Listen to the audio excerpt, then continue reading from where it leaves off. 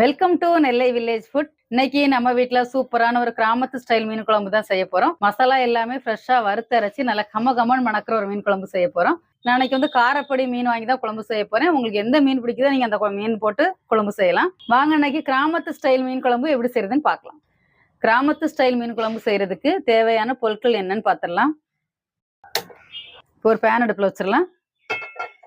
இது எல்லாமே வதக்குறதுக்காக வெங்காயம், தக்காளி, மசாலா பொருட்கள் எல்லாமே வதக்குறதுக்காக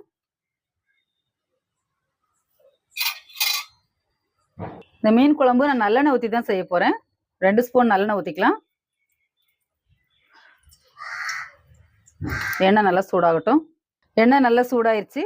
ஒரு 15 சின்ன வெங்காயம் போட்டுடலாம். 6 பல் பூண்டு. இந்த வெங்காயம் பூண்டு ரெண்டையுமே நல்லா வதக்கிடலாம்.